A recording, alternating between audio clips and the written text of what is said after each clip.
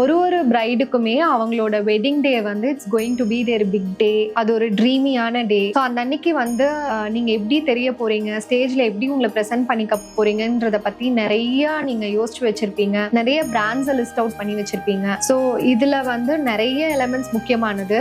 Jewellery, makeup artist, designer, photography, decor, இந்த மாதிரி இன்னும் பல விஷயம் இருக்கு. இந்த ஒரு விஷயமே வந்து ஒன்னோட ஒன்று கோரிலேட் ஆனதுதான். நீங்க முக்கியமா உங்ககிட்ட டிஸ்கஸ் பண்ண வேண்டிய விஷயம் ஜுவல்லரி. நீங்க என்ன ஜுவல் வந்து போட போறீங்க அந்த டே அன்னைக்குங்கிறது வந்து கண்டிப்பா நீங்க டிசைனர் கிட்ட டிஸ்கஸ் பண்ணணும். அவங்க அதுக்கேத்த மாதிரியான நெக்லைன் வந்து உங்களுக்கு சஜஸ்ட் பண்ணுவாங்க. சப்போஸ் நீங்க வந்து ஒரு சோக்கர் போடுறீங்க, இல்லைன்னா ஒரு ஹெவி நெக் பீஸ் போடுறீங்க அப்படின்னா ஒரு வைட் நெக் டீடைலிங் வந்து கொடுப்பாங்க. அவங்க உங்க ஜுவல்க்கு ஏத்த மாதிரி டிசைன்ஸ் வந்து ரெக்கமெண்ட் பண்ணுவாங்க. ஹேர் அண்ட் மேக்கப் இது ரொம்ப முக்கியமா டிஸ்கஸ் பண்ண வேண்டிய விஷயம். ஏன்னா உங்களோட பேக் நெக்கோட டிசைன் அண்ட் டீடைலிங் வந்து நீங்க என்ன ஹேர் டூ பண்ண போறீங்கிறத பொறுத்து தான் வந்து டிசைனர் வந்து சஜஸ்ட் பண்ணுவாங்க. நல்ல ரிச்சான ஒரு ஹெவி பேக் நீங்க போகும்போது அந்த டீடைலிங் தெரியற மாதிரியான ஒரு ஹேர் டூ பண்ணா ரொம்ப அழகா தெரியுவீங்க. டெக்கோர் நீங்க கண்டிப்பா டெக்கோரும் உங்களோட அட்டையரோட கலரும் வந்து ஒரே கலரா இருக்காத மாதிரி பாத்துக்கணும். ஒரே கலரா இருந்தது அப்படின்னா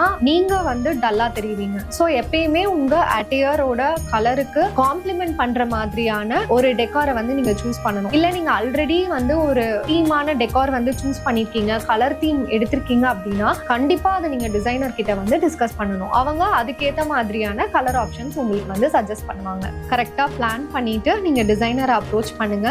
உங்களோட அவுட்ஃபிட்ஸ் நீங்க நினைச்ச மாதிரி ட்ரீமியா இருக்கும்.